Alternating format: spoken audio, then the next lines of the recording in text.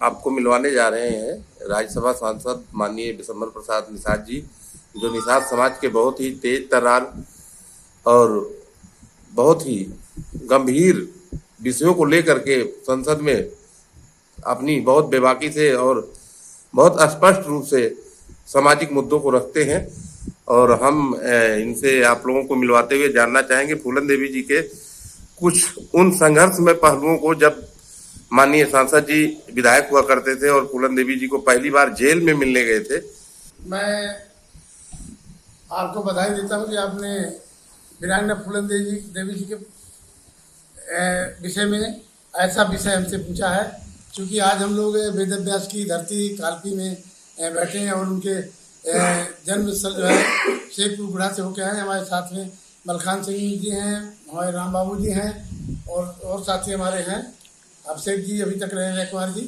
तो हम लोग सब मिलकर गए वहाँ वीरांगना फूलन देवी जी की जो स्टेचू है एकलव्य वेलफेयर सोसाइटी के साथियों ने निर्माण करने का काम किया। सबसे पहले तो मैं उनको बधाई दूंगा कि ऐसा ऐतिहासिक काम किया कि संगमरमर की उनकी मूर्ति लगवाने का काम किया। तो हमारा नैतिक धर्म था कि हम उनके पैतृक गांव में जाकर के मूर्ति पे माल्यार्पण करें और उनकी माता जी से भेंट करें। उसी क्रम में हम आ जाए थे और आपने सवाल किया कि कब से आप जुड़े हैं और फूलन देवी जी को कैसे जानते हैं। तो मैं 1991 में तिलवारी विधानसभा जनपद बाना से विधायक था और मन्नू लाल माझी जी वीरांगना बहन फूलन देवी जी के मौसी के लड़के थे, रिश्तेदार थे। तो वो मुझको लेकर के ग्वालियर जेल गए थे और हम लोग ग्वालियर जेल में बहन फूलन देवी से मिल करके उनकी सारी समस्याएं सुनने का काम किया और उनके रिकॉर्ड कागज लाने का काम किया। और वो पल भी हमें याद आता है कि कोई भी हमारे देश में आगत का स्वागत होता है। वीरांगना फूलन देवी इतने महीनों इतने सालों जेल में रही, लेकिन उनके अंदर जिस तरह से मानवता थी, उन्होंने कहा भैया तुम खाना खाए हो कि नहीं खाए, कितने बजे आए थे? तो हमने कहा हम 9 बजे सुबह आए थे। करीब 2:30 बजे हम लोगों से करीब 3 बजे करीब मुलाकात हुई थी। तो उन्होंने कहा भैया ऐसा करो खाना खा लो। तो जेल की सूखी रोटियाँ, जेल में ग्वालियर जेल में सूखी रोटियाँ और पानी जैसी दाल और हम लोगों को खिलाने का काम किया।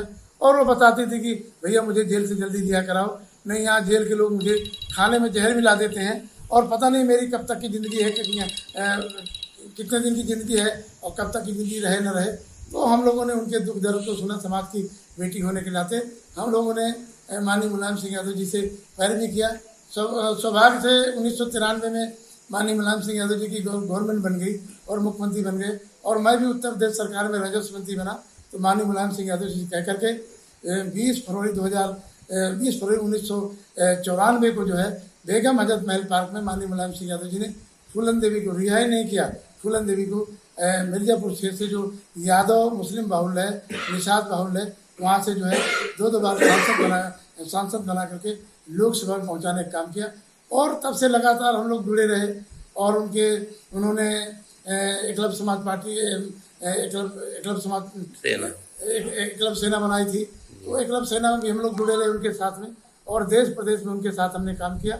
और उनकी इच्छा थी कि हमारे जो निषाद बिंद कश्यप समाज के लोग हैं, जैसे दिल्ली में मल्लाह है, चूँकि उमेश सिंह को मल्लाह का सर्टिफिकेट मिला था, तो कहते हैं भैया ये मल्लाह का सर्टिफिकेट कैसे मिलेगा? तो हमने कहा बहन जी उत्तर प्रदेश में भी मझवार, गोंड, बेलदार, तुरैया, खरवार हमारा उत्तर प्रदेश अनुसूचित जात में सूची में है, लेकिन सरकारें जो है हमको अनुसूचित जात का सर्टिफिकेट नहीं दे रही। तो उन्होंने कहा कैसे होगा? तो उन्होंने संसद में उठाया, लिखा पढ़ी हम लोगों ने भी किया। और उस समय से लगातार मांग चली आ रही थी कि निषाद कश्यप भिन्न समाज की जो उपजातियाँ हैं उनको जो है परिभाषित करके आरक्षण का लाभ दिया जाए। तो आज उनके अधूरे सपनों को पूरा करने के लिए हम लोग फूलन देवी जी की धरती में आज आए हैं और एकलव्य मानव संदेश के माध्यम से पूरे प्रदेश में हम लोगों ने परिभाषित करने वाला ज्ञापन भेजने का काम किया, जिसमें जसवंत सिंह निषाद जी जो इसके संपादक हैं उसको देख रहे हैं। तो आज हजारों ज्ञापन महामहिम राष्ट्रपति जी को पहुँचे हैं। तो हमारी यही इच्छा है कि जहाँ भी हों बहन फूलन देवी जी, वीरांगना फूलन देवी जी, तो भगवान उनकी आत्मा को शांति प्रदान करे और हम उनके अधूरे सपने को पूरा करने के लिए आरक्षण की लड़ाई को लड़ते रहेंगे। लेकिन हम ये कहना चाहेंगे उत्तर प्रदेश में भारतीय जनता पार्टी जो है, क्योंकि जब उनकी हत्या हुई थी तो केंद्र में अटल बिहारी वाजपेयी की सरकार थी और उत्तर प्रदेश में जो है राजनाथ सिंह जी की सरकार थी, और सटा हुआ मुश्किल से 20 कदम में राजनाथ सिंह का बंगला था, वहाँ सैकड़ों पुलिस वाले लगे थे, लेकिन दरवाजे में वीरांगना फूलन देवी की हत्या हो जाती है, एक पुलिस वाला भी उनकी रक्षा नहीं करता है। तो मैं ये समझता हूँ कि भारतीय जनता पार्टी इसके लिए दोषी है।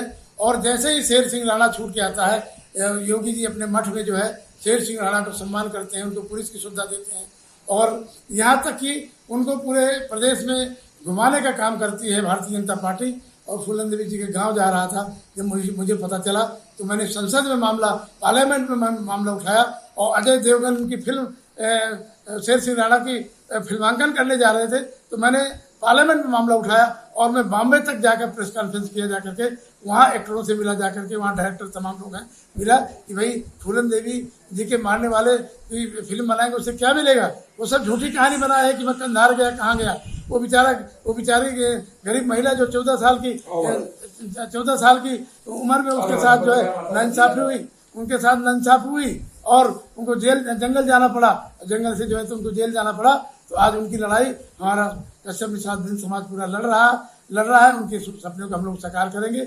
आज हमारे साथ बहुत से साथी गए थे और मैं बधाई देता हूँ। अंत में अपने क्लब वेलफेयर सोसाइटी को, अपने सभी साथियों को, उनके जितने भी लोग जुड़े हुए हैं, जिन्होंने रात दिन वहाँ रह के हमारे लोगों ने मूर्ति की स्थापना किया, उनकी पूरा चबूतरा पूरा बनाया। आज हमने मौके में जाके देखा और हम अपने राष्ट्रीय अध्यक्ष जी से भी बात करेंगे कि इस तरह के काम करने वालों को हमेशा उनको सम्मानित किया जाए और उनको आगे बढ़ाने का काम किया जाए। बहुत बहुत धन्यवाद। सर जी, एक सवाल ये है कि निषाद समाज की आइकॉन रही वीरांगना फूलन देवी जी का हितैषी शुरू से समाजवादी पार्टी रही है। जेल से उनको रिहा कराने में और उनकी केस वापस लेने की पहल माननीय नेताजी मुलायम सिंह जी यादव जी द्वारा किया गया, और निषाद आरक्षण के मामले पर भी पहल समाजवादी पार्टी ने अपनी तरफ से किया पूरा। और वहीं हमारे समाज के जो अपोजिट सोचते हैं, बीजेपी के जो मेन धड़ा वोटर हैं, जाति का नाम मैं नहीं ले सकता हूं, तो उन लोगों ने हमारी वीरांगना फूलन देवी जी के हत्यारे को भी वो सम्मानित करते हैं, बीजेपी वाले। अब हमारे ही समाज के कुछ लोग बीजेपी से किस उम्मीद से आस लगाए बैठे हैं कि बीजेपी कभी आरक्षण दे, वो तो आरक्षण खत्म कर रही है। हमारे समाज के कुछ नेता अब वो अपनी बहन वीरांगना फूलन देवी जी के हत्यारे को सम्मानित करने वाले, हिंदू हृदय सम्राट बनाकर घुमाने वाले, बाबा मच्छिंद्र नाथ की धरती पे बुला के हमारे कलेजे पे दाल धरने वाले को सपोर्ट कर रहे हैं, उनकी पार्टी से गठबंधन करके केवल राजनीति कर रहे हैं, और समाज के आरक्षण और वीरांगना फूलन देवी जी के नाम को लेकर के केवल समाज के भावनाओं से खेल रहे हैं। ऐसे लोगों के बारे में आप क्या कहेंगे? बहुत अच्छा सवाल किया आपने, क्योंकि मैंने इतिहास बता दिया जी कि उनके जेल से लगाकर उनके अंतिम संस्कार तक चौबे घाट में मिर्जापुर में उन्होंने अंतिम सांस ली, उनका अंतिम संस्कार हुआ, और 44 अशोका रोड में उनका जो है उनकी हत्या की गई। तो ये भारतीय जनता पार्टी चाहती है निषाद मतदाताओं में बंटवारा करना चाहती है, क्योंकि 2022 में चुनाव है, और निषाद पार्टी और वीआईपी पार्टी, दो पार्टियों को ला करके उनको निषादों के बीच में जाकर के वोट बंटवाने के लिए इन्होंने प्लानिंग की है। वो चाहते हैं कि आरक्षण की बात भूल जाए। आरक्षण चूंकि डबल इंजन की सरकार है, सेंटर में और प्रदेश में सरकार है। जब अटल बिहारी वाजपेयी जी की केंद्र में गवर्नमेंट थी, 1 मिनट में जाट गुजर जो सवर्ण है पश्चिम उत्तर प्रदेश का, 1 मिनट में उनका आरक्षण जो है सवर्ण से बैकवर्ड हो गए थे। तब कहीं कोई इब्बट नहीं हुआ था, ना कोई किसी प्रकार का कोई मामला आया था। इसी तरह से जब ईडब्ल्यूएस का मामला आया, जो अपर कास्ट के लोगों को 10% आरक्षण दे दिया गया, तो पूरी तरह से भारतीय जनता पार्टी के एजेंट के रूप में वीआईपी पार्टी और निषाद पार्टी काम कर रहे हैं। इनको आरक्षण से कोई लेना देना नहीं है। चाहे कभी धनंजय सिंह जो निषादों को मर्डर करने वाले हैं उनका प्रचार करते हैं, जिस जो है जमुना निषाद के बेटे अमरिंदर ने जिन्होंने संजय निषाद की मतलब रक्षा की थी जी जब करसवल कांड हुआ था जी और इन्होंने रेल रोको आंदोलन किया था और अखिलेश निषाद इटावा के शहीद हुए थे वहां पर, जी। तो अपनी गाड़ी में लेकर के संजय निषाद को बचाने का काम किया था और उनको तक नहीं छोड़ा, उनके यहाँ निषाद पार्टी के खड़ा कर दिया। हमारे समाज के सबसे बुजुर्ग जो है व्यक्ति हैं जो हमारे रामरती बिंद जी हैं, अभी चुनाव में जब खड़े हुए थे विधानसभा चुनाव में 2017 में, तो उनके खिलाफ जो है विजय मिश्रा को खड़ा कर दिया और घड़ियालू आंसू बहा करके वोट मांग रहे थे कि भैया निषाद पार्टी को वोट दो। ये निषाद के पार्टी के जो है निषादों के ये पूरी तरह से दुश्मन है। निषादों की तो ऐसी नहीं है, ये केवल अपना जिला पंचायत में विधानसभा में लोगों को बेवकूफ़ बना करके वोट लूटने का काम करते हैं। इनके पास और कोई झंडा नहीं है और इनको अब ना अखिलेश निषाद याद आ रहे हैं और न इनको हरिनाथ बिंद जौनपुर के आ रहे हैं, जिनका एकलौता बेटा था अखिलेश निषाद, और इन्होंने कहा था, घोषणा किया था कि 20,000 रुपया प्रतिमाह देंगे, उनकी 2 बेटियां उनकी शादी करेंगे। लेकिन जब से अपने बेटे को सांसद बनवा लिया तब से डॉक्टर संजय अखिलेश निषाद जी के घर नहीं गए, उनके नाम पे लाखों रुपया चंदा ले लिया। इसी तरह से हरनाथ बिंद जी को जो जब भारतीय जनता पार्टी की रैली होती वहाँ पथराव करा दिया, एक पुलिस वाला मर गया था और ये लोग जेल गए जिसका उनकी मृत्यु हो गई थी। तो हरनाथ बिंद की शहादत, फूलन देवी की शहादत और अखिलेश निषाद की शहादत तो हम लोग बर्बाद नहीं होने देंगे। हम सामाजिक कार्यकर्ता होने के नाते हम जो है जगह जगह अपने समाज के लोगों से हाथ जोड़ कर अपील करना चाहते हैं।